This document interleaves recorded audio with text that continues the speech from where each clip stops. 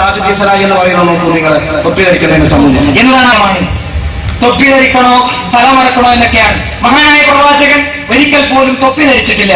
അദ്ദേഹം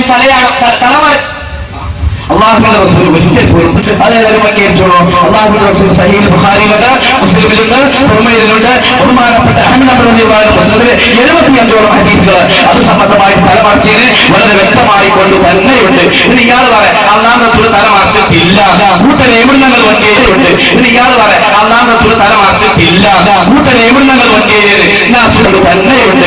ഇനി ഇയാൾ പറയാം അള്ളാഹുവിന്റെ റസൂൽ തലമറച്ചിട്ടില്ല, കൂട്ടൻ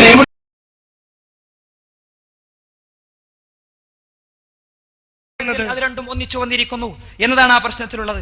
പിന്നെയുള്ളൊരു പ്രശ്നം തൊപ്പി ധരിക്കലുമായി ബന്ധപ്പെട്ടൊരു വിഷയമാണ്. തൊപ്പി ധരിക്കണോ തലമറക്കണോ എന്നൊക്കെയാണ്. മഹാനായ പ്രവാചകൻ ഒരിക്കൽ പോലും തൊപ്പി ധരിച്ചിട്ടില്ല. അദ്ദേഹം തലമറക്കുക എന്ന രീതി അദ്ദേഹത്തിനുണ്ടായിരുന്നു.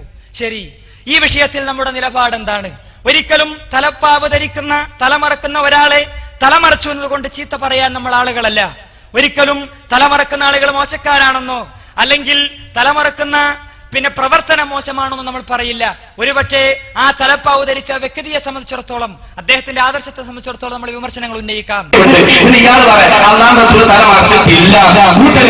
അദ്ദേഹം തലമറക്കുക എന്ന രീതി അദ്ദേഹത്തിനുണ്ടായിരുന്നു. ശരി, അദ്ദേഹം തലമറക്കുക എന്ന രീതി അദ്ദേഹത്തിനുണ്ടായിരുന്നു. ശരി.